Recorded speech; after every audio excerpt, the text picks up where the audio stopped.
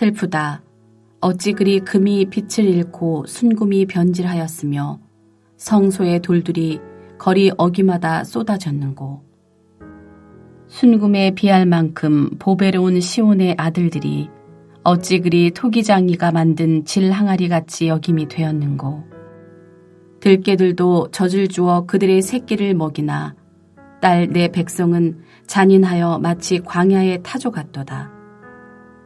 젖먹이가 목말라서 혀가 입천장에 붙으며 어린 아이들이 떡을 구하나 떼어줄 사람이 없도다. 맛있는 음식을 먹던 자들이 외롭게 거리거리에 있으며 이전에는 붉은 옷을 입고 자라난 자들이 이제는 거름더미를 안았도다.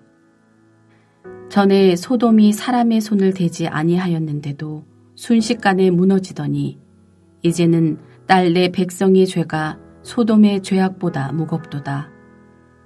전에는 존귀한 자들의 몸이 눈보다 깨끗하고 젖보다 희며 산호들보다 붉어 그들의 윤택함이 갈아서 빛낸 청옥 같더니 이제는 그들의 얼굴이 숯보다 검고 그들의 가죽이 뼈들에 붙어 막대기같이 말랐으니 어느 거리에서든지 알아볼 사람이 없도다.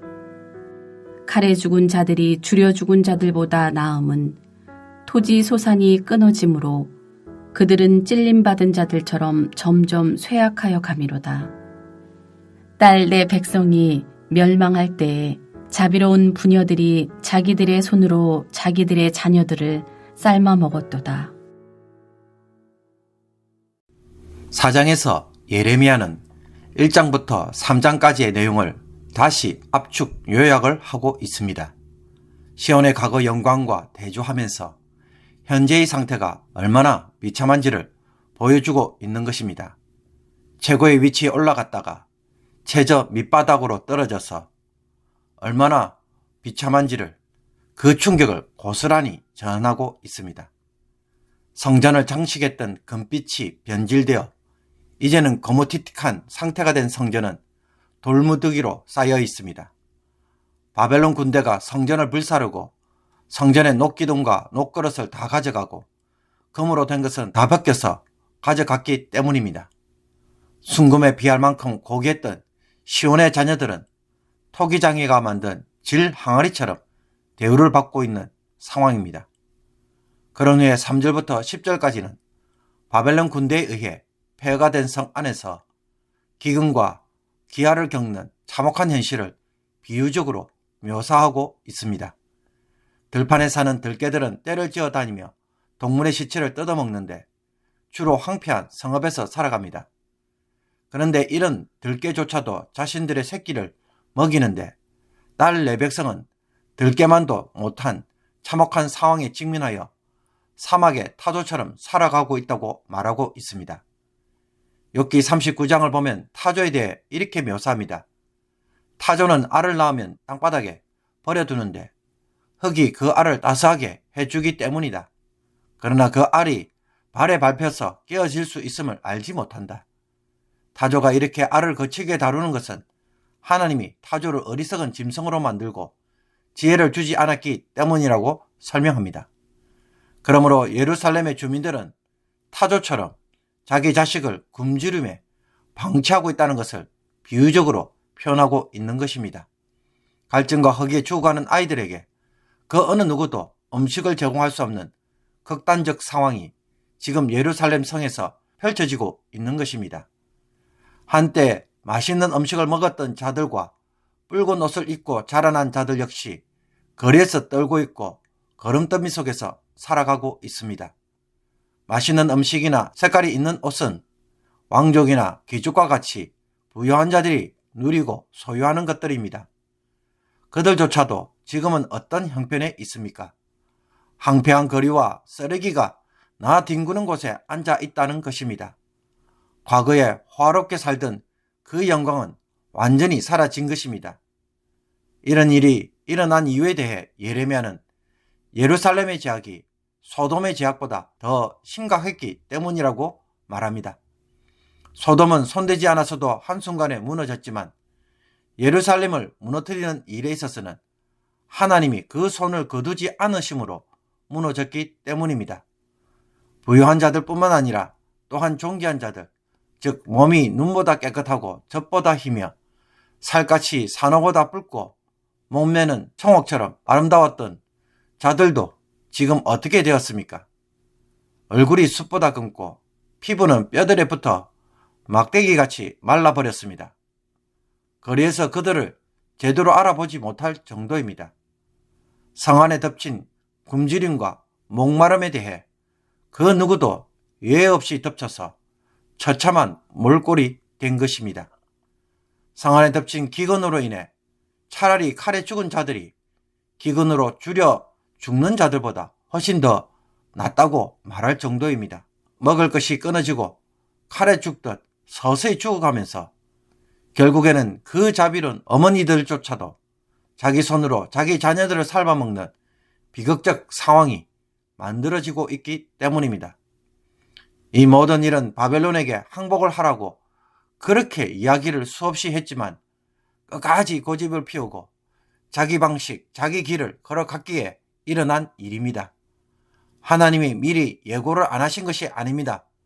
그런데도 결국 자기 고집을 따라 행하다 보니 이런 파멸의 고통을 겪을 수밖에 없었던 것입니다. 우리가 어떤 일은 소신 있게 주관을 가지고 해야 합니다. 그러나 또 어떤 일은 자기 고집으로 행하다가 다른 사람들로부터 미움을 받고 결국은 일이 제대로 되지 못하고 망하는 경우도 허다합니다. 주변 사람들이 말리고 거부를 할 때 이것을 내 고집으로 끝까지 밀어붙여야 할지 말아야 할지 상황에 따라 다르기에 어느 것이 맞는 것인지 헷갈릴 때도 있습니다.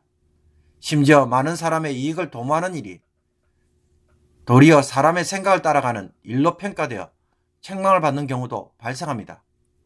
그러므로 어떤 일에 대하여 고집을 따라 할지 말아야 할지 그 기준을 명확하게 제시하는 것은 실제로 어렵습니다. 사람마다 처한 상황이 다르고 이유와 목적도 각자 다르기에 어느 것이 맞는 행동이라고 함부로 섣불리 대답을 할 수는 없는 것입니다. 그럼에도 불구하고 우리가 강하게 고집을 피워야 할 부분들이 있습니다.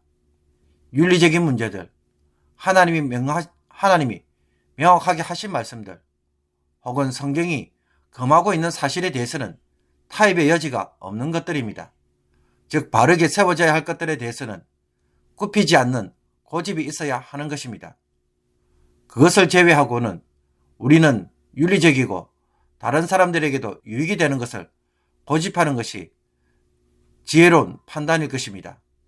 그러므로 오늘 하루를 말씀으로 묵상하면서 말씀으로 계속 지적받고 있는 것이 있다면 속히 그 길에서 벗어나야 할 것입니다. 또 가정이나 직장에서 내가 고집을 피우고 있는 것이 과연 맞는 일인지 제3자의 입장에서 다시 한번 생각해보고 물어보고 기도를 하면서 주님께서 성령을 통해 우리에게 말씀하시는 것이 무엇인지 귀를 기울이는 것이 필요합니다. 그러나 우리가 성령의 음성을 들으려고 하지만 실제로는 잘 못 듣는 경우도 많이 있습니다. 그 이유는 다양합니다. 우리가 성령에게 묻는 일을 자주 하지 않았기 때문입니다. 또 내 생각이 항상 너무 앞서 나가기 때문입니다. 때로는 우리가 성령님에게 질문을 하지만 마음이 너무 급해서 한두 번만 시도하다가 그만두는 경우도 허다합니다. 그러나 우리가 듣든지 혹은 듣든지 간에 성령 하나님과 대화를 하면서 질문을 하고 기다리는 훈련은 반드시 필요합니다.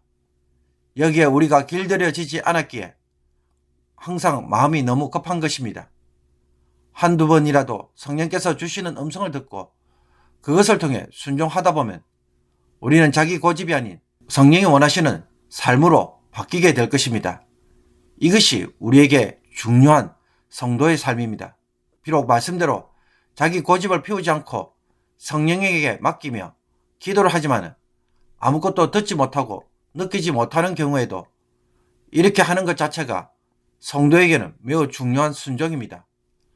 적어도 자기 고집대로 하지 않겠다고 함으로써 각박한 마음을 우리가 가지지 않도록 만들어주기 때문입니다. 그것만으로도 하나님에게는 귀한 것입니다. 그러므로 고집을 피우면서 끝까지 하는 일이 정말 맞는 것인지 성령님에게 늘 묻기를 원합니다. 또 그 고집을 꺾어야 한다면 자존심을 내려놓고 기꺼이 순종하는 자가 되기를 원합니다. 자존심을 중요하게 여길 것인지 아니면 하나님을 중요하게 여길 것인지 영적으로 바르게 판단할 수 있어야 합니다. 사람의 판단이 중요한 것이 아닙니다. 하나님에게 순종하는 것이 훨씬 더 중요하며 때로는 사람의 운명을 바꿀 수도 있음을 알고 기꺼이 자존심을 내려놓고 순종하는 성도가 되기를 주님의 이름으로 축복합니다. 기도드리겠습니다. 죄에 대하여 철저하게 응답하시는 하나님, 하나님의 마음으로 자신의 죄를 보게 하시며 자신의 고집으로 멸망의 길을 걸어가는 것은 아닌지 말씀으로 항상 살피는 저희들이 되게 하옵소서. 오늘도 말씀으로 쓸데없는 고집으로 이기심으로 고집 피우는 일은 없는지 되돌아봅니다. 예자의 방식으로 고집하는 것이 있다면 깨닫게 하여 주시옵소서. 과감하게 버리게 하여 주시옵소서. 예루살렘의 비극적인 모습이 자신의 모습이 되지 않기를 오늘도 마음에 거울로 삼고 조심하게 하옵소서. 여호와의 율법을 주야로 묵상함으로 시절을 쫓아 열매를 맺는 풍성한 삶이 말씀을 사모하는 성도들에게 오늘도 임하게 하여 주셔서 성령의 인도를 받는 그 삶이 우리의 기본적인 삶이 되게 하여 주시옵소서. 예수 그리스도의 이름으로 기도하옵나이다. 아멘.